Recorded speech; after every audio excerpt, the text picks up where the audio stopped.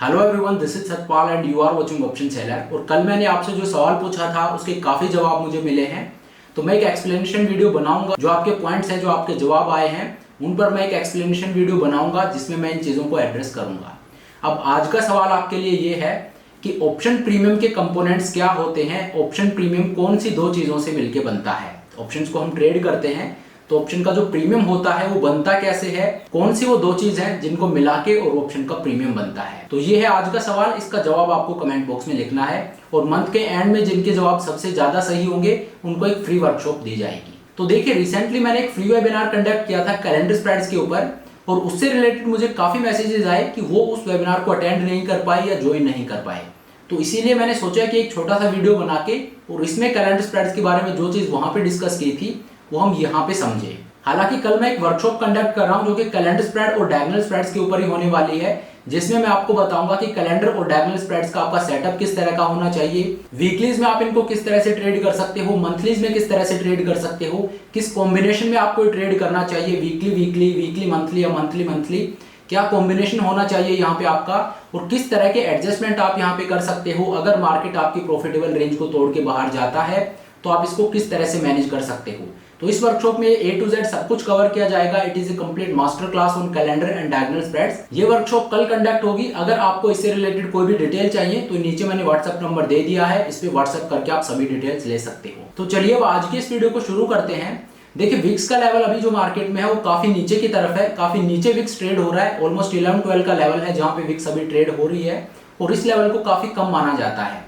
तो लो विक्स में आपको ऑप्शन सेलिंग नहीं करनी चाहिए, यहाँ पे आपको डेबिट स्प्रेड्स की तरफ जाना चाहिए। ऑप्शन सेलिंग जो होती है वो सारे क्रेडिट स्प्रेड होते हैं, जैसे स्ट्रैडल होगी, स्ट्रैंगल होगी, या क्रेडिट स्प्रेड होगी, bear call spread, bull put spread. इस तरह की जो स्ट्रेटजीज हैं ये ऑप्शन सेलिंग स्ट्रेटजी है, जहां पे हम मार्केट से एक नेट क्रेडिट रिसीव करते हैं। लेकिन ये स्ट्रेटजी सिर्फ आपको हाई विक्स एनवायरनमेंट में ट्रेड करनी चाहिए, क्योंकि जब विक्स का लेवल ज्यादा होता है तो प्रीमियम है वो इन्फ्लेट हो जाते हैं। और प्रीमियम जब इन्फ्लेट होते हैं तो होता क्या है, क्योंकि प्रीमियम ऊपर गए हैं, प्रीमियम महंगे हो गए हैं, तो अब सेल करने के लिए मुझे महंगा प्रीमियम मिलेगा। जब मैं किसी चीज को सेल करने जाता हूं तो मैं चाहूंगा कि उस चीज का प्राइस है वो महंगा हो, ताकि मुझे महंगे रेट पे वो चीज बेचने को मिले। और जब मैं किसी चीज को बाय करने जाता हूं तो मैं चाहता हूं कि उसका रेट है वो सस्ता हो, ताकि मुझे कम दाम पे वो चीज मिल जाए। तो इसीलिए हाई विक्स में आपको ऑप्शन सेलिंग करनी चाहिए, क्योंकि ऑप्शन का प्रीमियम है वो महंगा हो जाता है। और लो विक्स में आपको ऑप्शन बाइंग करनी चाहिए, क्योंकि उस टाइम ऑप्शन के प्रीमियम है वो काफी सस्ते होते हैं, काफी डिफ्लेटेड होते हैं। तो जब मार्केट में वोलेटिलिटी कम हो उस टाइम पे आपको ऑप्शन बाइंग करनी चाहिए या डेबिट स्प्रेड्स को ट्रेड करना चाहिए। लेकिन आपको naked option, plane vanilla option कभी भी बाइंग नहीं करने चाहिए, चाहे मार्केट में लो विक्स ही क्यों ना हो। ना आपको नेकेड ऑप्शन सेलिंग करनी चाहिए, ना आपको नेकेड ऑप्शन बाइंग करनी चाहिए। आपको हमेशा स्प्रेड बनाने हैं, स्ट्रेटजीज के थ्रू आप ऑप्शंस को ट्रेड कीजिए। तो जब मार्केट में वोलेटिलिटी कम है तो आपको डेबिट स्प्रेड्स को ट्रेड करना चाहिए, जैसे बुल कॉल स्प्रेड हो गया, बियर पुट स्प्रेड हो गया, या कैलेंडर या डायगोनल स्प्रेड्स हो गए। अब बियर पुट स्प्रेड और बुल पुट स्प्रेड है ये प्योर ऑप्शन बाइंग स्ट्रेटजी है, लेकिन कैलेंडर और डायगोनल्स हैं ये उनसे डिफरेंट है। कैलेंडर और डायगोनल्स हैं, इनमें दोनों चीजों के एट्रीब्यूट्स है, ऑप्शन सेलिंग के भी हैं, ऑप्शन बाइंग के भी हैं। मैं ऑप्शन बाइंग में बहुत ज्यादा कंफर्टेबल नहीं हूं, लेकिन इसका मतलब ये नहीं है कि मैं ऑप्शन बाइंग करता ही नहीं हूं। मैं स्ट्रेटजीज के थ्रू ऑप्शन बाइंग करता हूं, लेकिन 10 में से 9 ट्रेड मेरे ऑप्शन सेलिंग के होते हैं, सिर्फ एक ट्रेड मेरा ऑप्शन बाइंग का होता है। तो ऑप्शन बाइंग मैं करता तो हूं, लेकिन बहुत ज्यादा नहीं करता हूं। अगर मैं 9 ट्रेड ऑप्शन सेलिंग के ले रहा हूं तो एक ट्रेड मैं ऑप्शन बाइंग का ले रहा हूं। तो ऑप्शन बाइंग है वो सिर्फ मैं हेजिंग पर्पस के लिए यूज करता हूं, स्टैंड अलोन ट्रेड में काफी कम लेता हूं। तो अभी जो विक्स एनवायरनमेंट है इसमें मैंने आपको दो चीज बताई है कि आप डेबिट स्प्रेड्स को ट्रेड कीजिए। अब डेबिट स्प्रेड में क्या होता है, ऑप्शन बाइंग की जितने भी स्ट्रेटजीज हैं ये भी डेबिट स्प्रेड में आती हैं, और कैलेंडर और डायगोनल स्प्रेड है ये भी डेबिट स्प्रेड में आते हैं। लेकिन कैलेंडर और डायगोनल स्प्रेड्स हैं ये ऑप्शन बाइंग स्ट्रेटजी नहीं है।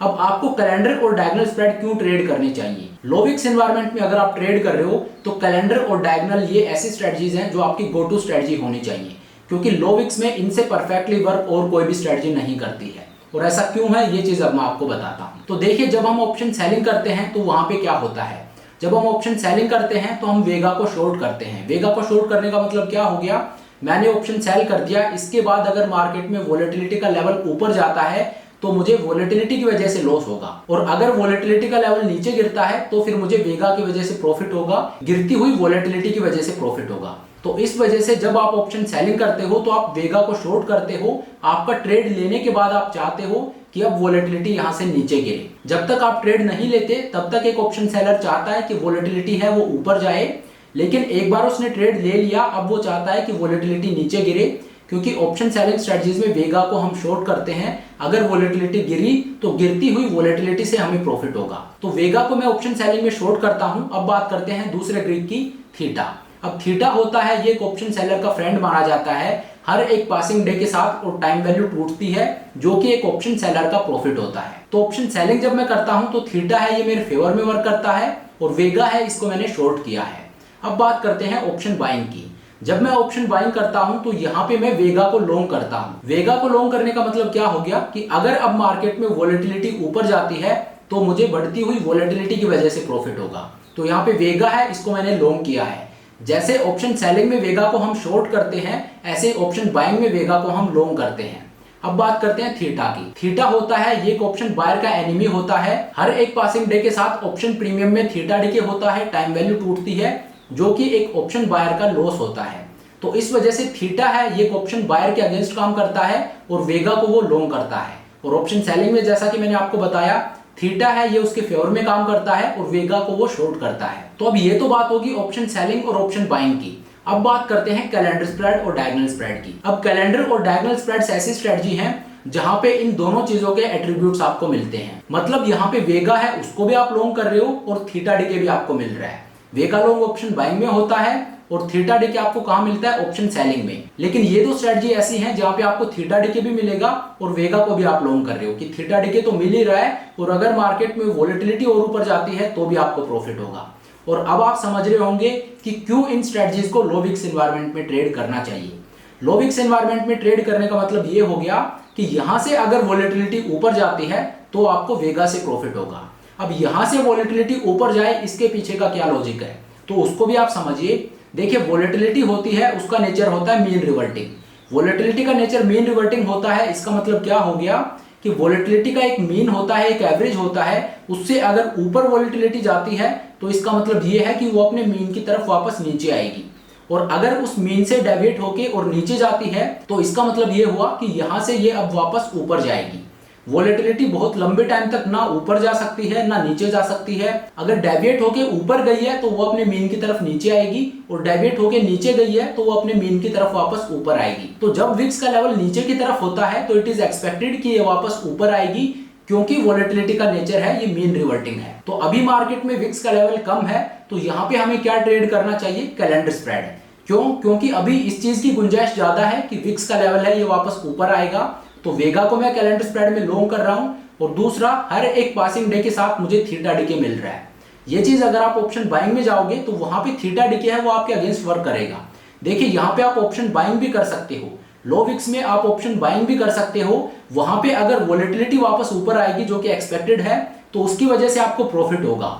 लेकिन वोलेटिलिटी की वजह से जो आपका प्रॉफिट होगा उसको कम क्या कर देगा, थीटा, क्योंकि हर एक पासिंग डे के साथ थीटा डिके भी यहाँ पे हो रहा है। इस वजह से जब आप ऑप्शन बाय करते हो तो वेगा की वजह से जो आपको प्रॉफिट होता है वो सारा थीटा डिके खा जाता है। तो ओवरऑल आपके हाथ में कुछ नहीं आता है। इस वजह से ऑप्शन बाइंग लो विक्स में भी प्रॉफिटेबल नहीं होती है। यही कारण है कि लो विक्स में भी अगर आप ऑप्शन बाइंग करते हो तो आप प्रॉफिट नहीं करोगे, क्योंकि बढ़ती हुई वोलेटिलिटी की वजह से जो प्रॉफिट आता है वो सारा आपका थीटा डिके है वो खा जाता है।